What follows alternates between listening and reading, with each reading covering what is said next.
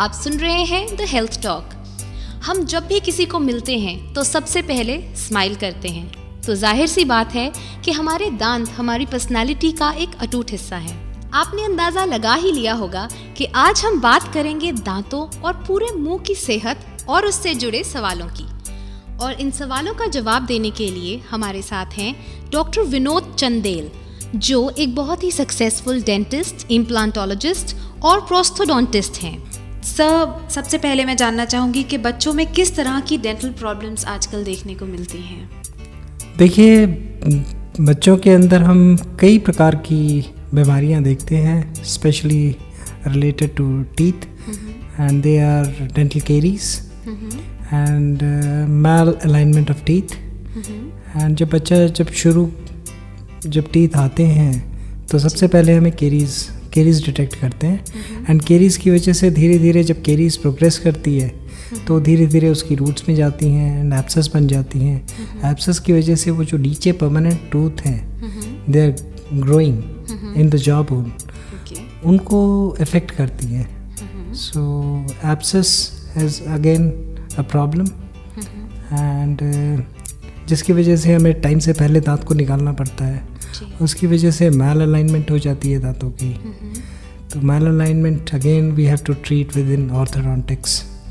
That is a speciality of dentistry which is related to the alignment of teeth. Sir, इससे पहले कि मैं इन टेक्निकल वर्ड्स का मीनिंग पूछूं, मैं आपसे ये पूछना चाहूँगी कि आजकल डेंटल प्रॉब्लम्स इतनी बढ़ क्यों रही हैं? इसके काफ़ी सारे रीजंस हैं। एक तो हमारी सबसे पहले जो डाइट के अंदर जो फ़र्क आ गया है, we are using lot of fast food, junk food. Like पहले आपने देखा होगा हम गन्ने चूसते थे, आजकल शायद ही कोई घर होगा जिसमें बच्चे कभी गन्ने चूसे होंगे। Rather even they don't get the juice of sugar cane also. So फिर फ्रूट्स हैं, जैसे एप्पल हो गया, गुआवा हो गया, कट मिल जाते हैं। They don't even bite on that, even that is the reason. And definitely there are genetical reasons, जैसे पेरेंट्स अगर केरीज प्रोन हैं तो बच्चे भी केरीज प्रोन हो जाते हैं। ठीक है ना। So basically it is more of a refinement of food which is actually creating that, and above all the awareness is increasing. पहले केयर नहीं करते थे हम लोग दांतों के बारे में, अब बहुत ज़्यादा केयर हो गई है। so maybe that is the reason we are detecting more caries now. Okay. Sir, caries क्या होती हैं? Caries is basically bacterial dissolution. जो एनामल होता है दांत एक कैल्सिफाइड टिश्यू है बेसिकली।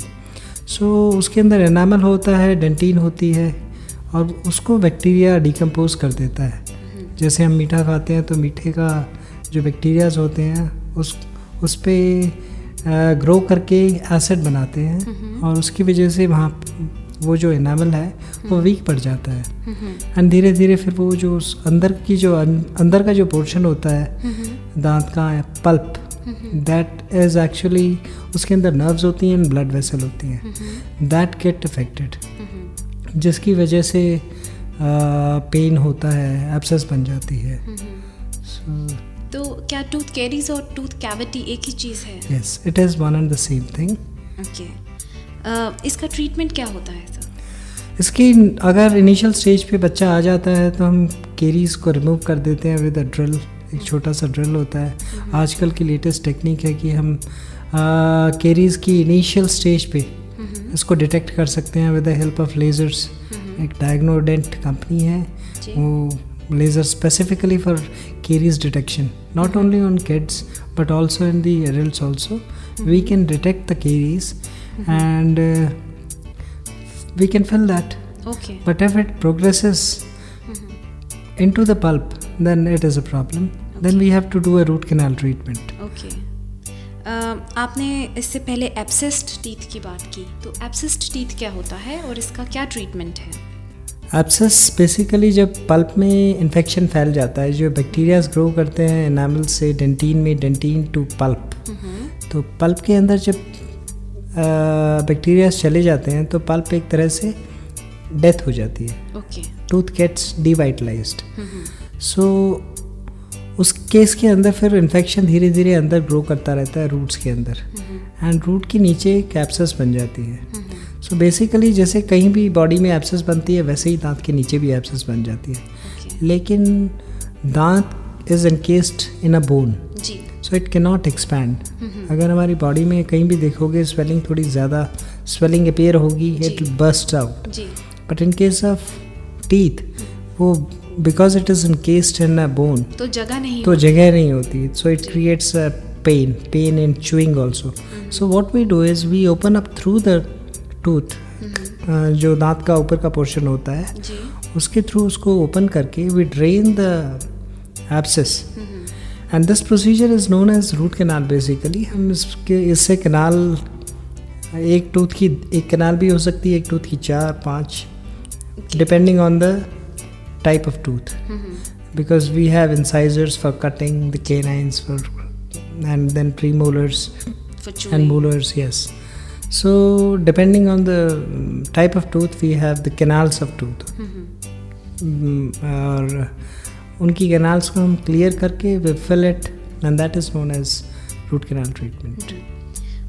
बात अभी आपने की थी कि जैसे चू करने में दर्द होता है, तो बहुत बार ऐसे भी होता है कि हम कुछ खाते या पीते हैं तो हमें लगता है कि दांत में वो लग रहा है, ठंडा लग रहा है या फिर मीठा लग रहा है. जी, तो ये क्या होता है? This is the initial indication that something is going wrong with your teeth. So that is the time when you can really seek a dentist's advice, and you can get your teeth filled. इस stage तक होता ये है कि शायद हम दांत को फिलिंग करके बचा लें, क्योंकि अगर एक बार कैरीज इससे ज़्यादा प्रोग्रेस हो गई तो ये ठंडा लगना बंद हो जाता है थोड़े दिनों बाद, और फिर पेनफुल वो एब्सेस वाली सिचुएशन आ जाती है. So this is the time when you can really get your tooth field, and it's a good thing, because अगर रूट कैनाल हम करते हैं दांत काफ़ी कमज़ोर पड़ जाता है, फिर उसके ऊपर हम क्राउन की बात करते हैं. So that is it. Okay, tooth erosion क्या होता है? टूथ इरोजन, बेसिकली इरोजन का मतलब होता है कि कुछ कस गया है या घिस जाना. ऐसे ही कोई एसिडिक अटैक्स जैसे होते हैं दांतों के ऊपर से, तो enamel, basically tooth erosion is erosion of enamel. तो this can occur with citrus fruits, जैसे लेमन हो गया या ऐसे कई चीज़ें हो गई.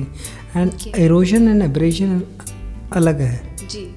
आपने सिर्फ घिसने की बात करी, तो वैसे इरोजन और एब्रेजन होता एक ही चीज़ है, लेकिन कॉजेस डिफरेंट है.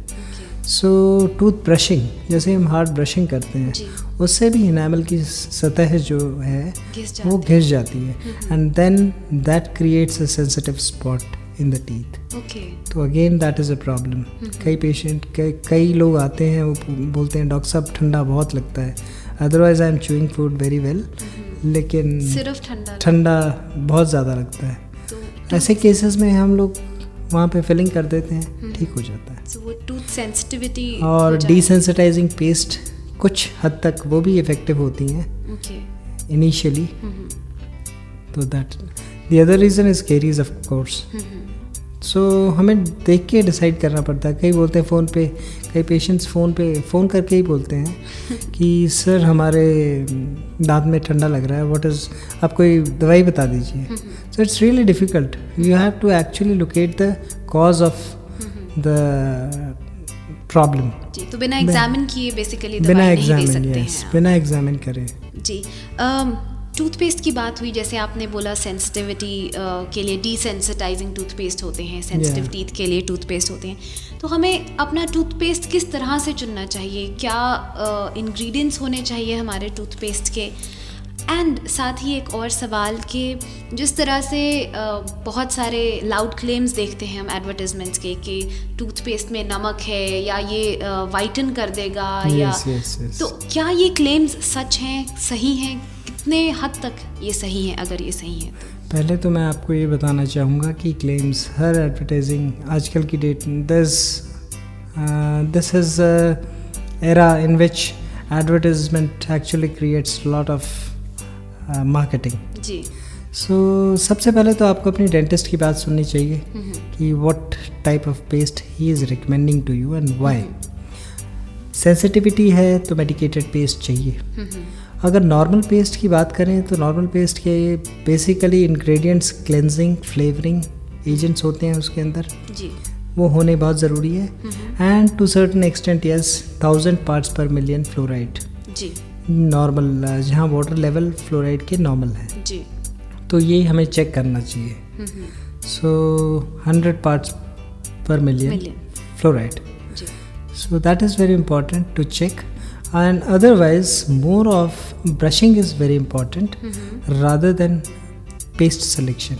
Okay. You have to give ample time while brushing and brushing all the surfaces, not only the front surface of your teeth but also inside and backwards. And बच्चों के अंदर तो brushing काफ़ी helpful रहती है, लेकिन in cases of adults you have to actually do flossing also because the tight contacts between the teeth, वहाँ पे कुछ फंस जाता है, सो वो ब्रशिंग से इफेक्टिवली नहीं निकल पाता है। सो वेस्टर्न वर्ल्ड में तो everybody is doing flossing every day, but unfortunately हमारे कंट्री में ये फ्लॉसिंग की जो एक हैबिट है ये नहीं बन पाई है अभी तक। And we are trying our best and we are recommending at least आप हफ्ते में 2 बार तो करें शुरुआत में, and then you can gradually pick on the habit. Just to tell our listeners, what is flossing? Flossing, basically floss is a dental, it's like a thread, nylon thread which is medicated and hygienic, has a hygienic value and it goes between the teeth. जैसे वो add में देखते हैं आपकी वो दांत decayed tooth surface दिखाते हैं, so it goes between the teeth and clean that area. So it would be rather explain करना मुश्किल होगा, बेसिकली वहाँ पहुँचता है जहाँ ब्रश नहीं पहुँच पाती। एग्जैक्टली। टूथपेस्ट की ही एक और क्वेश्चन कि which toothpaste should one use, a gel toothpaste और the normal one? I would recommend the normal is fine. Okay. And I would not name the company, but you have to see जो मैंने आपको चीज़ें बताई हैं जैसे fluoride वाली, so that is you have to look for that. जी. And any paste can do wonders if you do good brushing. जी. Effective brushing. जी. इफ़ेक्टिव ब्रशिंग से एक सवाल जो जहन में उठता है वो कि ब्रश किस तरह का होना चाहिए, एक रेगुलर मैनुअल ब्रश होना चाहिए या एक इलेक्ट्रिक ब्रश होना चाहिए? मैनुअल ब्रश हमेशा प्रेफर करना चाहिए इनिशियली टू बिगिन विथ। जी। जब ये ब्रशेस बने थे automatic, they were actually for the medically compromised या चैलेंज्ड केसेस के लिए बने थे, but now we are in a habit of using that. And manual brushing का एक फ़ायदा ये होता है कि आप अच्छे से हर एरिया में क्लीन कर ही लेते हो, plus they are less expensive. ठीक है। एंड ब्रिसल्स जो हैं, you have a wide variety in brush, manual brushes, whereas in cases of in India automated brushes में एक ही टाइप की वैरायटी आ सकती है, that is a soft brush, but in case manual brush we have super soft brushes also. So I would advise कि if normal brush is more effective, efficient. जी, और soft bristles का brush होना चाहिए, super soft in fact. Super soft, okay. एक feeling आती है कि जब अगर बहुत ज़्यादा सॉफ्ट होगा तो it will not clean properly, so is that true? No, it is not. Okay. Actually ज़्यादा अगर हार्ड ब्रश होगा तो it will cause that erosion you were talking about, not erosion but it is abrasion of tooth enamel. So abrasion, so that is not recommended. और toothbrush कितनी देर बाद हमें बदलना चाहिए? थियोरेटिकली हम बोलते हैं 3 months के बाद, बट देखा गया है कि कई इंडिविजुअल्स टू इंडिविजुअल वेरी करती है। कई लोग होते हैं अपनी ब्रश एक हफ्ते में ही एकदम उनके ब्रिसल्स जो होते हैं ख़राब हो जाते हैं, because they actually do aggressive brushing. So brush वैसे 3 महीने के बाद बदलना चाहिए, लेकिन इट डिपेंड्स ऑन इंडिविजुअल। जब ब्रश के ब्रिसल्स फ्लेयर या मुड़ जाएं तो that's a very good indicator that you have to change your brush. Okay. अगला सवाल ये कि हमें ब्रश कितनी देर तक करना चाहिए? देर का ये है कि we have to spend around 3 minutes to 5 minutes. बच्चे होते हैं वो फटाफट दो ब्रश इधर मारे, 2 इधर, and is over. So you have to give ample time while brushing. So at least 3 minutes.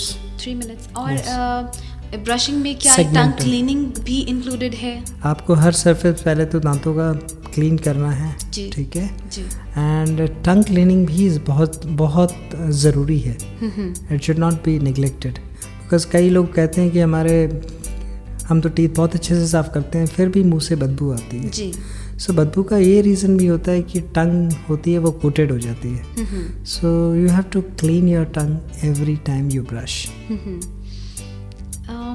Moving on to a little different segment. Yeah, definitely. Tooth implants और dentures में क्या फ़र्क होता है?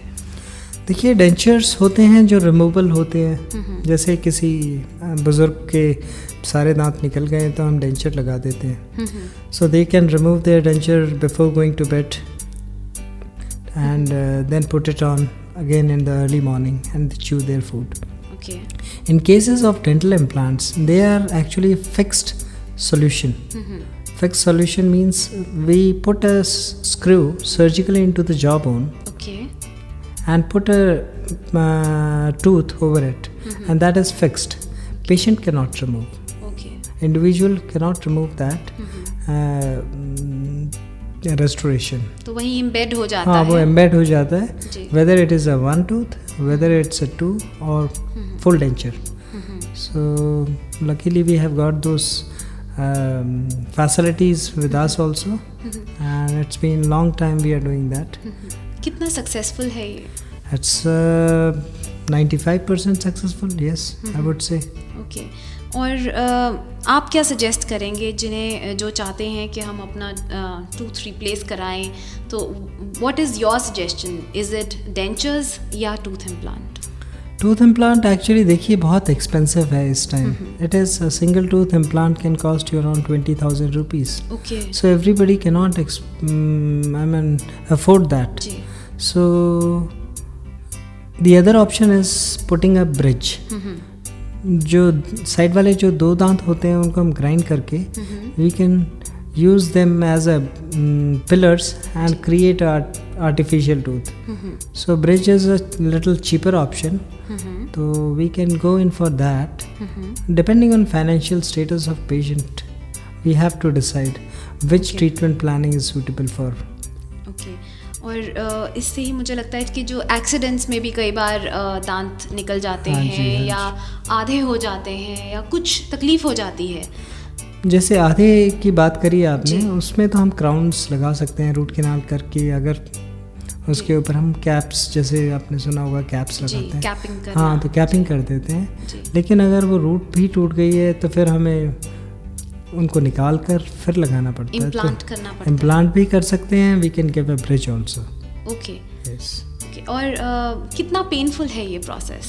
जैसे हमने बताया कि ये प्रोसेस पेनफुल तो नहीं है इतना, क्योंकि जब हम दांत निकालते हैं तो लोकल एनेस्थीसिया के अंडर ही निकालते हैं. सो ये स्क्रू जो हमने डालना होता है, तो एक माइनर सर्जरी, एक दांत निकालना भी सर्जरी होती है और दांत लगाना भी एक सर्जरी होती है. लेकिन पेशेंट थोड़ा घबरा जाता है कि ये सर्जरी करेंगे, पता नहीं क्या होगा जॉ बोन में. So it's a very safe process. So no need to worry about. I think it's very good option right now. क्या कुछ इन्फेक्शन का भी खतरा होता है? ये हर चीज़ में हो सकता है. आप दांत निकाल रहे हो, वहाँ भी इन्फेक्शन हो सकता है. So there is always a risk of getting infected. So दांत निकलवाने के बाद हमें क्या प्रिकॉशंस रखने चाहिए ताकि हमें इन्फेक्शन ना हो? दांत निकलवाने के बाद बेसिकली जैसे डेंटिस्ट बोलते हैं कि आपने जो वहाँ पे कॉटन रखते हैं, वो कॉटन को आधे घंटे से लेकर 1 घंटे तक वहाँ पे दबा के रखना है. दबाने के बाद उसको निकाल कर you can have something cold ice cream, जैसे आइसक्रीम बोलते हैं. वो आइसक्रीम इसलिए बोलते हैं क्योंकि वहाँ जो वेसल्स होती हैं वो कंस्ट्रक्ट कर जाती हैं, ब्लीडिंग थोड़ी सी स्टॉप हो जाती है. So that is the reason. And उसी दिन के लिए थोड़ा सा गर्म चीज़ें अवॉइड करनी चाहिए. एंड जो स्मोकर हैं वो स्मोकिंग ना करें. Alcohol consumption is totally, I mean that is not to be taken. Otherwise next day everything should be normal. Okay. Doctor साहब, किस तरह की मुंह या दांतों की प्रॉब्लम्स आजकल बहुत ज़्यादा बढ़ रही हैं, बच्चों में ही नहीं एडल्ट्स में भी, जो हम बहुत ज़्यादा देखते हैं?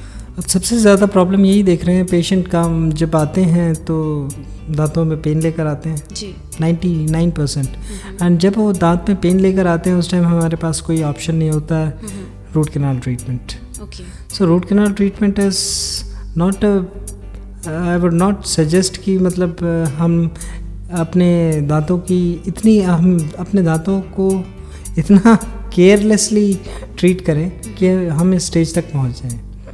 रेगुलरली डेंटिस्ट के पास एवरी 6 months, अगर 6 महीने नहीं तो 9 महीने साल में एक बार ज़रूर जाना चाहिए। एंड जो भी रिकमेंडेशन है डेंटिस्ट की कि फिलिंग करानी है या कोई कैप लगानी है या टूथ लॉस है तो उसको रिप्लेस कराना है, इट हैज़ टू बी। तो अगर हमें कोई मुंह की तकलीफ नहीं है या दांतों में कोई तकलीफ नहीं है तो भी हमें रेगुलरली विजिट करना चाहिए। यस जी। एक सवाल के अक्सर देखने और सुनने को मिलता है कि बच्चों को मीठा खाने से मना किया जाता है कि ज़्यादा मीठा मत खाओ, चॉकलेट मत खाओ, दांत खराब हो जाएंगे।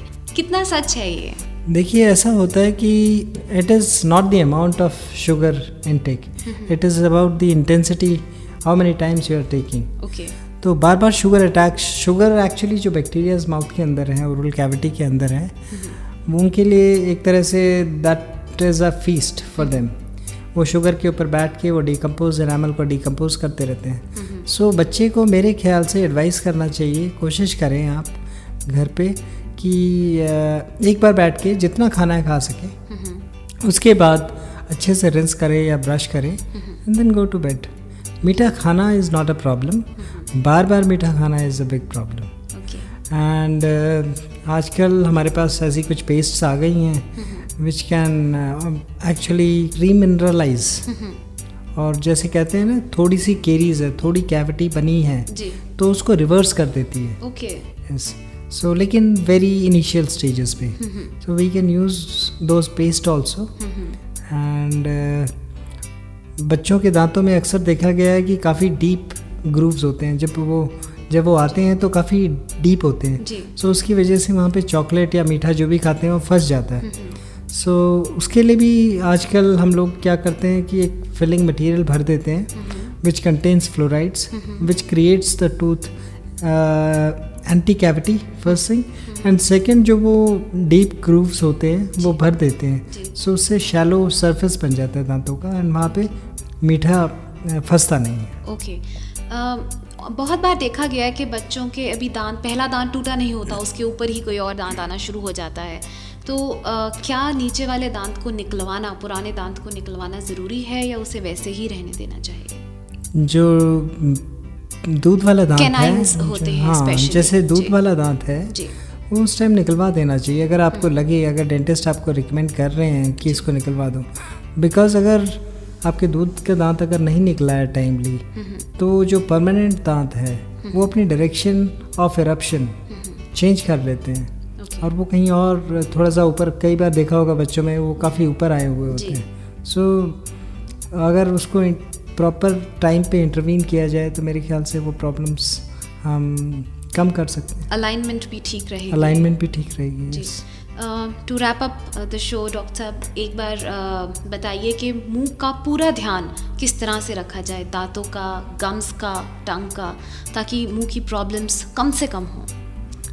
बेसिकली यही मंत्र है, brushing, flossing, tongue cleaning, and I don't advise anybody to use mouthwash until and unless it is indicated by dentist. ऐसा क्यों?